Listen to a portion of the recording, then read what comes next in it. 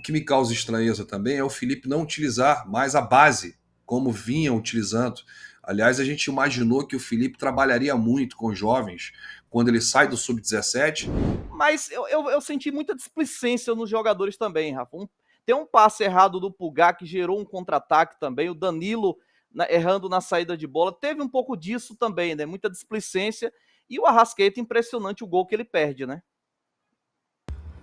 Falei aqui, inclusive, no início da live que essa questão aí do Arrascaeta me parece uma questão mais física, né? Esse lance que ele tinha a oportunidade de fazer o segundo e praticamente mudar ali a história do jogo, que o Flamengo com 2 gols à frente, eu acho que o panorama seria outro, né? O Central Córdoba iria atacar de forma mais desesperada, poderia oferecer espaços para o Flamengo e aí num contra-ataque o Flamengo poderia encaixar aí e fazer o terceiro ou quarto.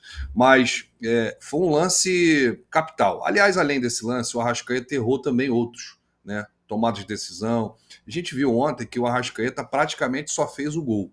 Até falei na minha live de pós-jogo que o melhor em campo foi o Rossi, né? Que o Rossi contribuiu para o empate, ajudou o Flamengo a sair de lá, né? Sem ser vazado, sem sair derrotado.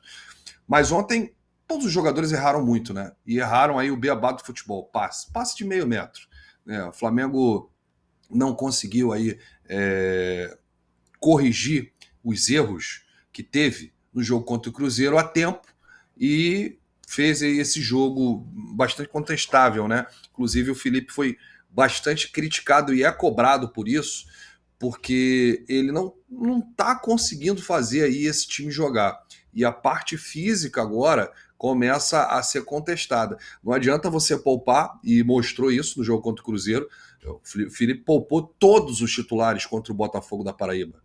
Todos os titulares na Copa do Brasil. O próprio Leonardo Jardim, técnico do Cruzeiro, falou: queria eu ter um elenco, conseguir poupar todos os titulares em um jogo, né, para dar descanso. Mas a gente viu que na prática isso aí foi a mesma coisa que nada. Então eu tô quase mudando o meu pensamento no sentido de poupar para quê? Bota os caras, se machucar, bota outro. Mas e aí, o elenco? E os suplentes, né? Que o Flamengo está mostrando aí que o banco não está resolvendo. O que me causa estranheza também é o Felipe não utilizar mais a base, como vinha utilizando.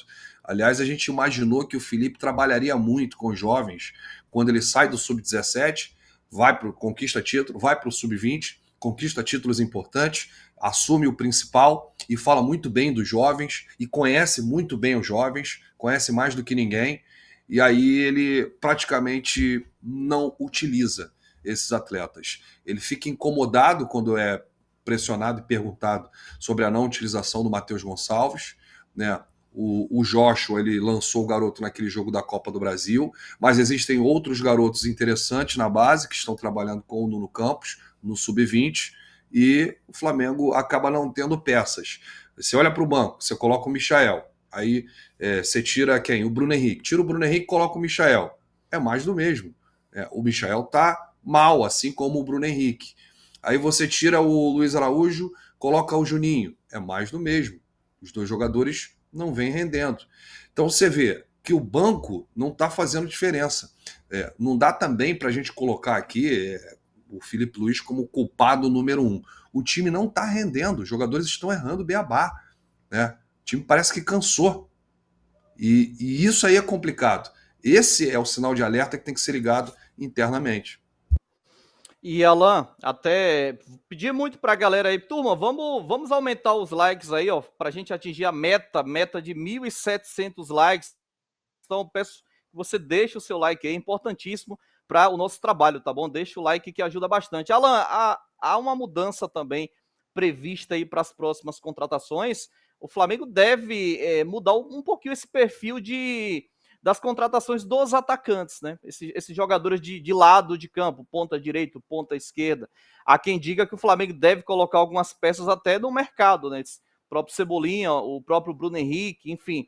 Tem que mudar também esse perfil, porque o Flamengo não tem jogadores tão decisivos assim. Você tira ali o Arrascaeta, o Pedro, os pontas do Flamengo, os atacantes do Flamengo, alguns têm muita dificuldade para fazer gols. Tem que mudar um pouco esse perfil de contratação, hein, Alan? Pois é, a apuração que a gente tem é que o Flamengo quer buscar jogadores com características que venham de fora para dentro, né? E principalmente que sejam bons definidores, né? Que sejam mais decisivos e também que sejam talvez mais jovens com um bom preparo físico, né? Isso aí é o que o Flamengo está querendo, né? Buscar. Então, não sei, o Flamengo vai ter que olhar o mercado, só que o Flamengo tem um elenco com muitos atacantes, e eu acho que para trazer esses jogadores vai ter que se desfazer de alguns, né? E para se desfazer de alguns, tem que chegar a proposta também no Flamengo, para poder se desfazer. Então, é o tipo de jogador que o Flamengo vai buscar, atacante de lado que tenha boa definição, que tenha bom porte físico, né? E principalmente que sejam mais decisivos e tenha mais gols, né? Tenha mais gols na carreira. Outra posição que o Flamengo vai buscar é meia, né? Um meia ali que possa jogar na função do Arrascaeta. Essas são as prioridades. Mas eu acho que até lá o Flamengo tem que dar um jeito de jogar com o que tem, né? Você tem que achar fórmulas para funcionar com esses jogadores, até porque são jogadores muito acima de jogadores que tem em vários outros clubes aqui no futebol brasileiro. Então, enfim, você tem jogadores que podem, sim, né? Ir bem, ganhar bem os jogos e não passar tanta dificuldade. Mas o perfil é esse, o Reis. O Flamengo vai atrás de jogadores, de atacantes. O Rafa pode ter mais informação, mas de um meia e também de jogadores que joguem do lado do campo. Eu não tenho informação se existe um lado específico, né? Porque, por exemplo, eu acho que não tem nexo. Primeiro, trazer jogadores que joguem mais pela direita. Você tem que trazer jogadores que joguem mais pela esquerda. Porque o Cebolinha e o Michel estão abaixo. E na direita, você tem dois jogadores que não conseguem nem jogar na função deles, porque o Gerson está ali quase inquestionável, é quase intocável.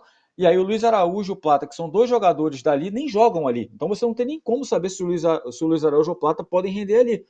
Se eles vão trazer gols. O Luiz Araújo, quando foi titular no passado com o Tite, ele era o principal.